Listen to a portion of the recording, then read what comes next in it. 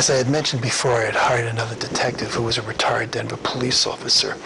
And on the 10th of June, he was going to follow me around to see if anybody was following me. So I started driving around. I was going to meet him over. I went over to my UPS store where I had my mailbox, and as I was driving up there, he called me and said that he had gotten there, something didn't feel right to him, and he left, and he didn't want to talk about it on the phone. He said he'd call me back. And when I got there was a Denver police car across the street. I walked in to get my mail, and two police officers, female police officers, came in and took me outside. One of the officers introduced herself as Officer Gann. She said she was putting me on a 72-hour psychiatric hold, and she escorted me into the patrol car. Paul was a retired Denver police officer. I really wondered if he had set me up.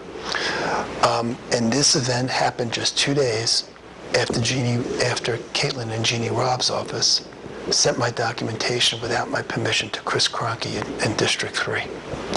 Thanks, Caitlin and Jeannie Robb.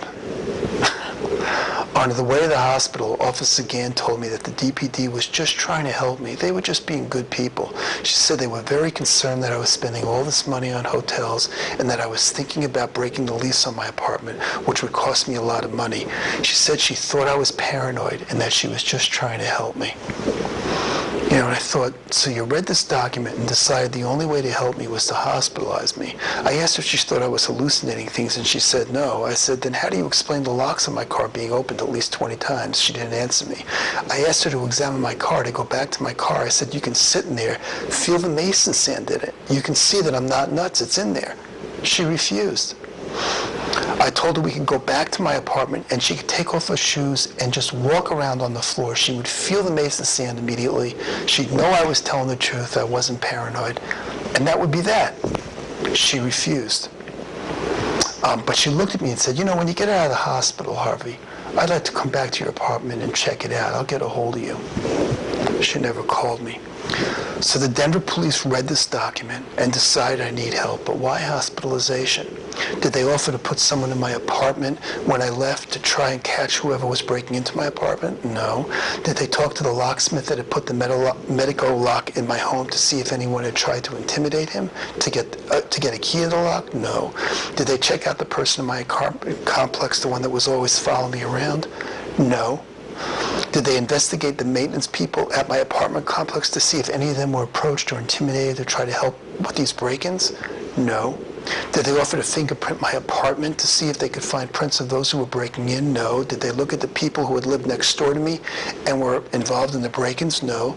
Did they offer to try and determine what the substance was that was on my clothing that was making my skin burn? No. They obviously didn't want to come back to the apartment and check that out either.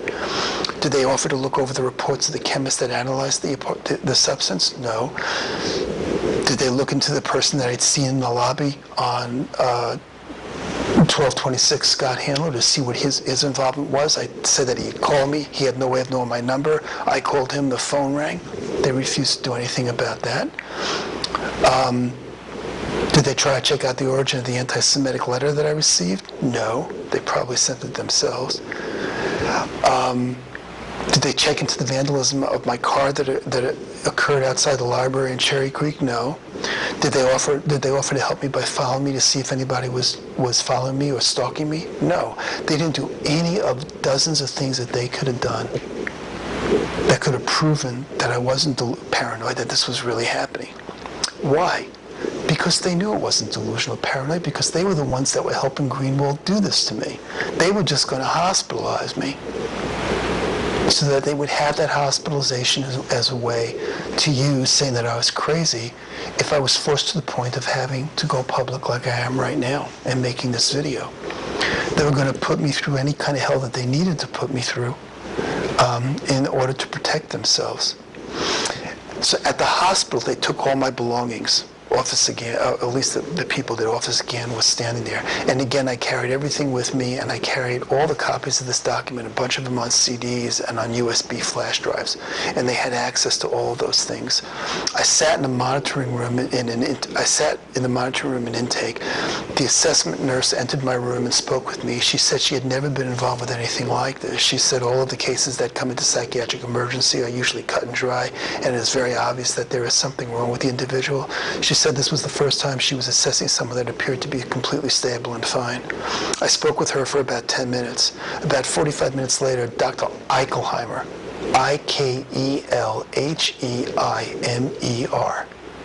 Dr. Eichelheimer, the staff intake psychiatrist, came into the room.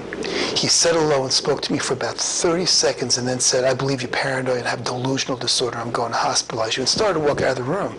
I said, "Wait a second, you haven't even talked to me." And he said, "Well, the nurse talked to you. I don't really need to talk to you."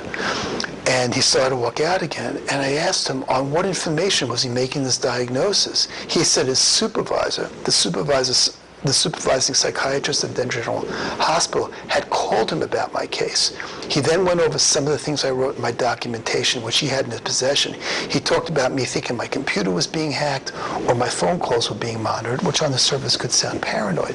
And what ended up happening as we talked was he never really read the document. He grazed over a couple of things, but the police basically gave it to him and said, "Look at this. He thinks someone's monitoring his calls. He thinks people are looking at him over the internet. Use these things as a basis to hospitalize this guy and diagnose him delusional, and let's get him in the hospital."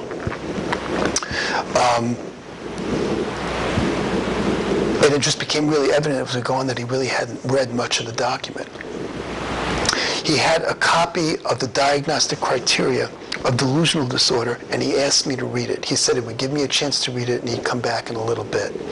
He came back 20 minutes later and asked me if I had read the document. I said I had. He told me that the main symptom of delusional disorder was the person's refusal to see that they were delusional. So the fact that I was telling him all these things have happened, I'm not delusional, was a symptom that I was delusional. Quite a catch-22.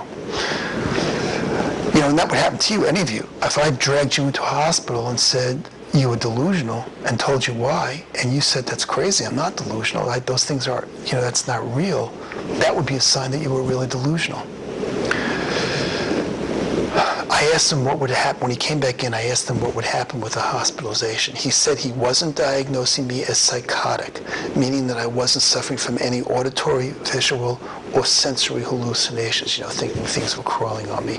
If you're delusional, you can just be diagnosed as delusional, or you can be delusional with psychotic features, meaning that you're having hallucinations. He said clearly to me in these words, "Harvey, you are not crazy, you're not hallucinating, I just think you're delusional and you're paranoid." So since he wasn't diagnosing me as psychotic or a danger to myself or to others, I asked him if he would be willing to see me on an outpatient basis. This is standard psychological psychiatric procedure. 99.999 psychiatrists would absolutely, not only would agree to that, they would have said that to begin with. "Listen, come on in, talk with me, let's see what we can do." Dr. Eichelheimer refused. He had an agenda that had been forced on him that he had to fulfill.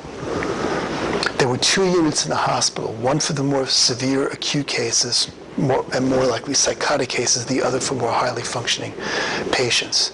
I said, and he said he would be putting me in the unit for the higher functioning patients. I said to him, you stated that I was clearly not psychotic nor suffering from any hallucinations, and that no one was following me or stalking me. If that's true, then how do you explain